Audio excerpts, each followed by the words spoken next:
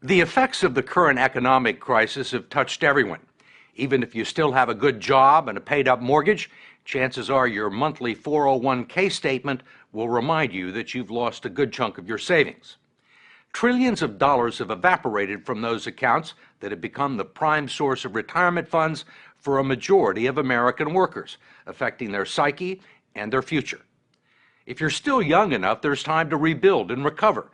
But if you're in your 50s or 60s or beyond, the consequences can be dire.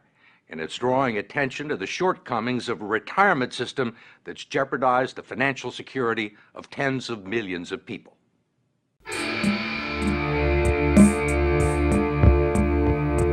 Here's an overview of how defined benefit plans work.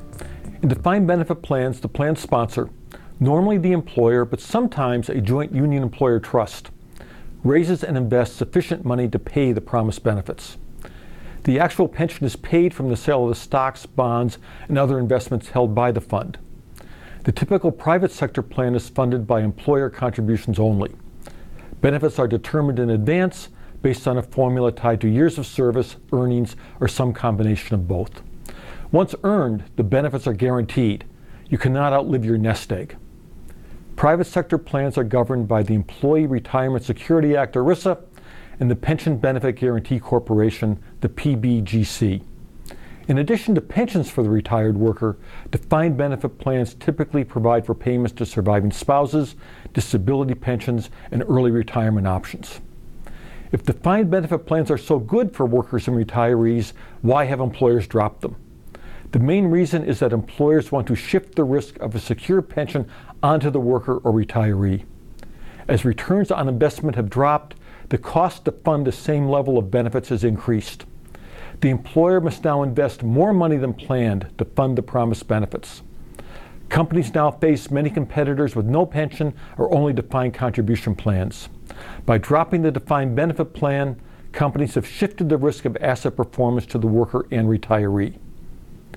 As we have seen, defined contribution plans are now the main type of pension plan in the private sector and are growing in the public sector.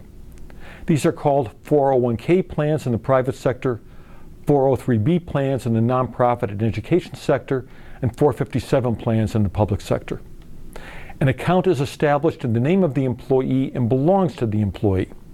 Pre-tax contributions are made to the accounts by the employee and in some cases by the employer. The most typical plan has the employer match half of the employee contribution. There are two major differences between defined benefit and defined contribution plans.